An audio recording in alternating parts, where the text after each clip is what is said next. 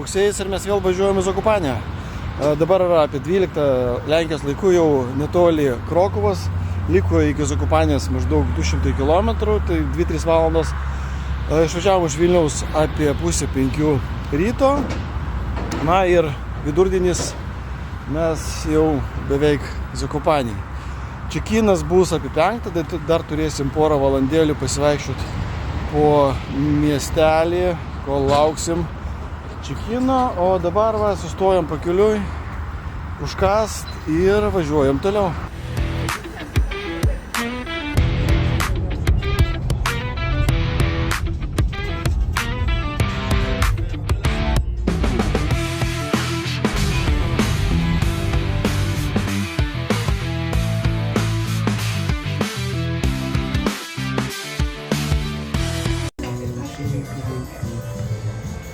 Pirma diena Zakopanėje jau pabaiga, dabar kokia 8 vakaro, orai visai neblogi, temperatūra kokia 18-17 laipsnių, vėjo nėra, lietaus irgi. Man čia už nugaros matot apartamentus mūsų, to jums juos parodysiu, o planai rytoj yra pakilti į Kasprovo viršūnę su funikulierium. Po pietų kiek prastėja orai, tai planuojam pakilti iš pat ryto ir nusileisti jau kažkur apie pietus, kai prasidės lietus su galima perkūnė. O aš dabar einu link mūsų apartamento ir trumpai jums jį parodysiu. Einam.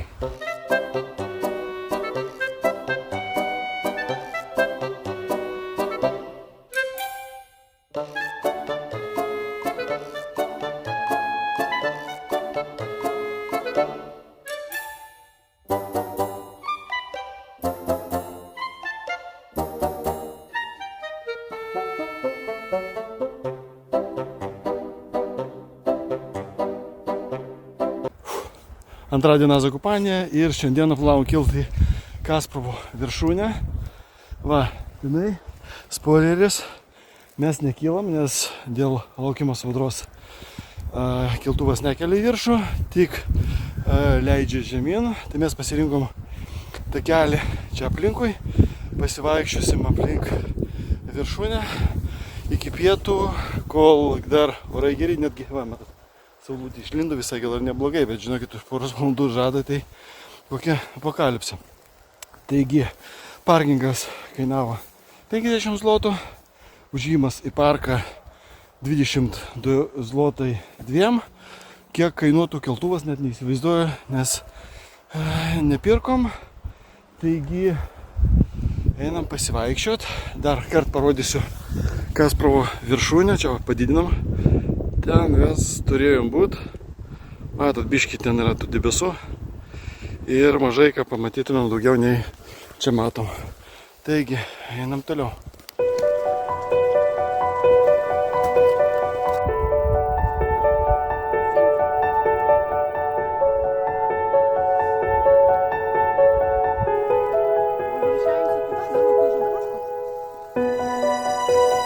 Zakopanė antra diena, pakilom aukštį 1333 metrai. Esam Schronisko Nachalių Kondratovai.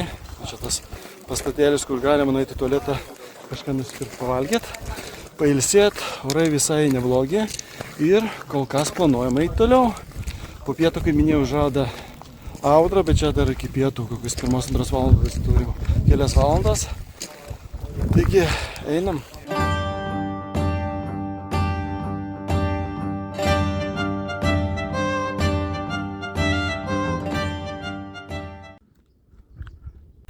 10:30, vis dar lipam aukštyn, esam kažkur tarp Givonto, o ten yra Givonto viršūnė ir tarp Kasprovo viršūnės, jinai kažkur tenai, nesimato.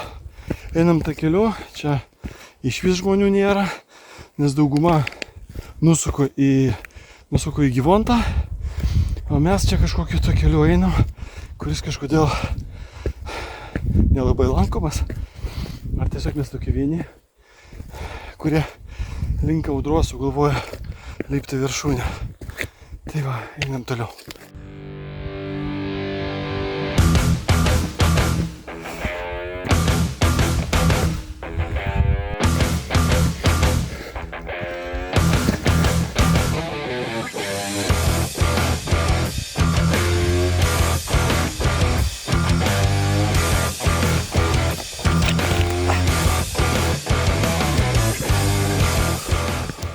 Esame aukštyje kažkur tai 1620 ir mums liko pakilt dar va čia.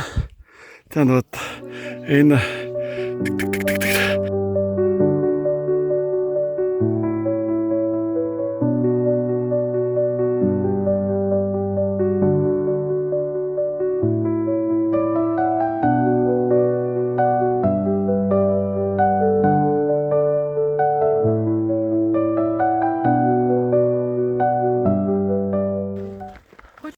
1863 metrai šėlant pod kapo Kondratsko. Ten yra Givontas.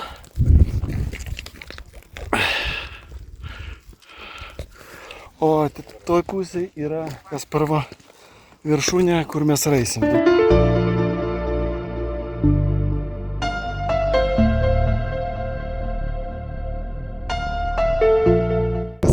Viršūnė šiek tiek toliau mes tikėjomės, reiktų praeiti čia ir kažkur tai tenai. 1,5 valandos kelio, o už valandos turėtų prasidėti lietus su perkūnė. Tai svarstom, ar einam tenai, ar vis dėlto grįžtam to keliu, kur ėjom.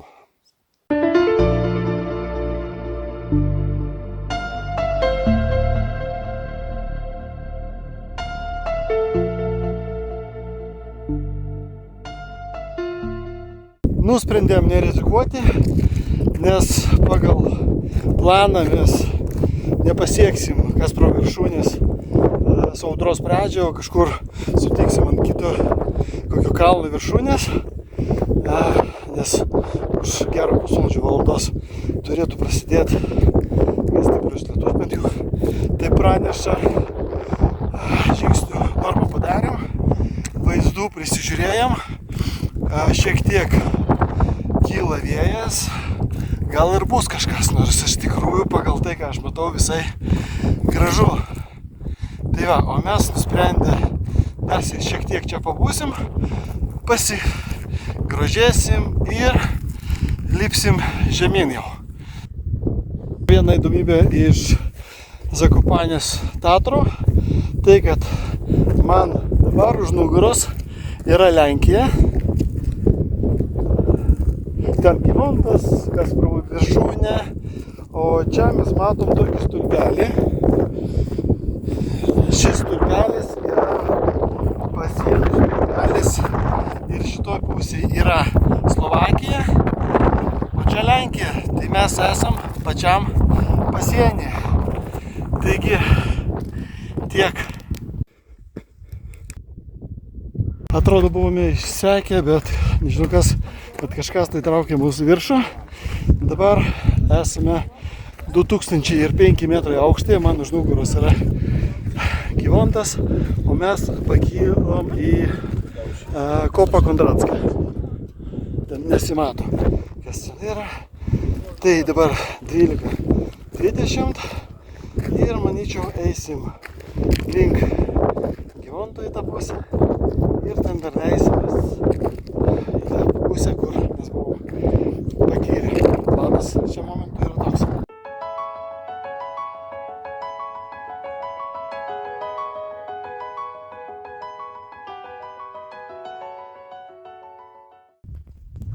Biškį leidžiamės, aukščiausią tašką, kur buvom pasiekę, yra 2005 metrai ir leisimės va ten tuo tai keliu iki tos vietos, kur mes pradėjom tą kilimą.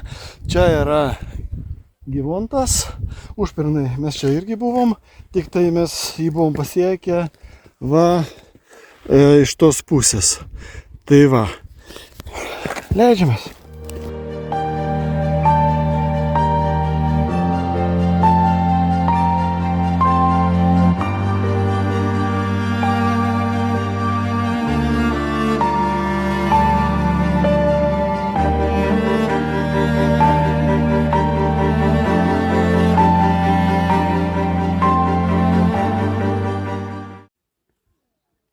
vis dar leidžiamės.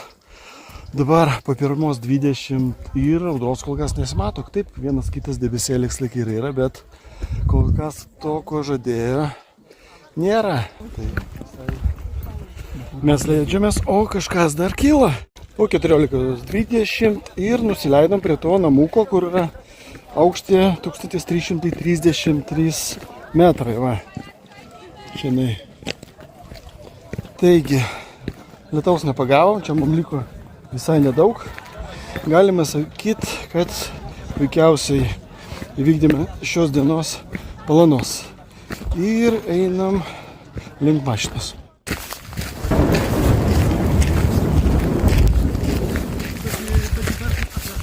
Biški griaudė.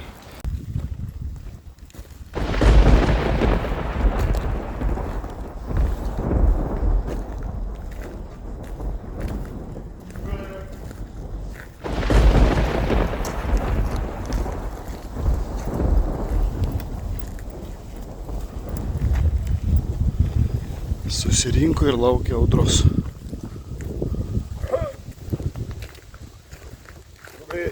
Dzień dobry. Остається тут kiedy burza? Ha, burza nie będzie. Pani, góra Stasi, góra Stasi, nie będzie burzy. Nie będzie burzy? Burzy? To dobrze. Nie będzie burzy. Jei teko lankytis Lenkuose, Tatruose prie Zakopanės, ko gero jums turėtų būti matytas šitas takas. Tai yra keliukas link Morskio oko, kur mes šiandien einam. Mūsų kelias šiandien veda link Siklevos, Pencijų Stavov ežerų ir iki Morskio okio 8 km nuo parkavimo aikštelės ir iki mūsų ežerų. Irgi panašiai, keliai išsiskiria ties 2 km nuo parkavimo aikštelės. Taigi, einam.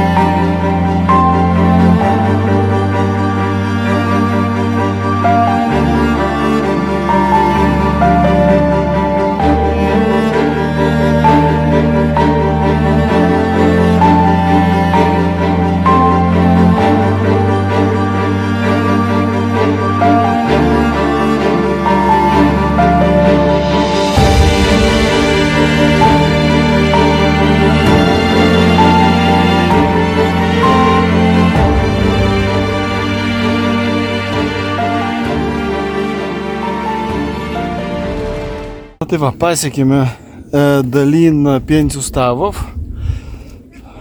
Visai neblogi vaizdeliai. Vanduo labai gražus, čia yra keli ežeriukai. Vietom žmonių daug, kitur jų mažai. Tikrai verta apsilankyti. O dabar mes sugalvojom toliau eiti vis dėlto link Morskio oko.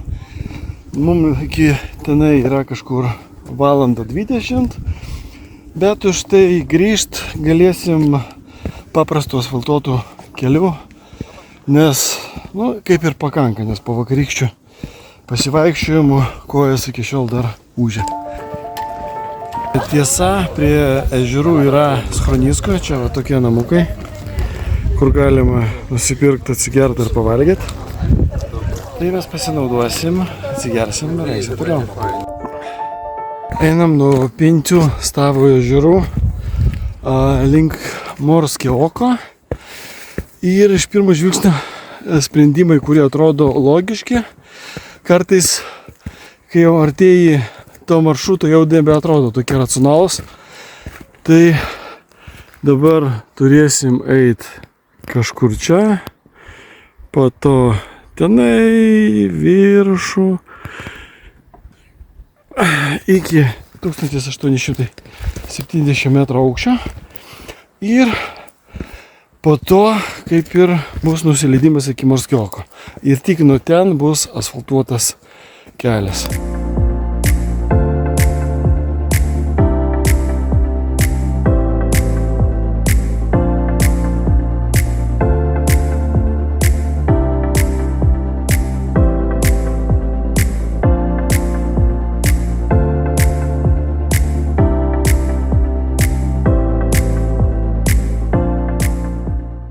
Kaip be būtų sunku ar baisu, bet vaizdai atperka viską.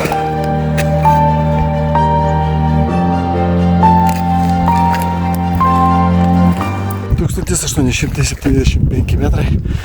Tikiuosi dabar kelias laukia žemyn.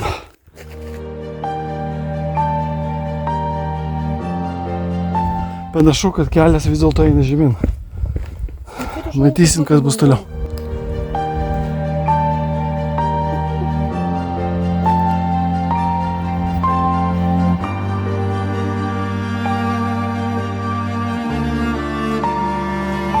Praktiškai pasiekėme Morskį oklą. Nu, arba dar nepasiekėme, bet jau galim matyti. Dar šiek tiek paeisim ir būsim prie jo. Mes lengvų kelių neieškom.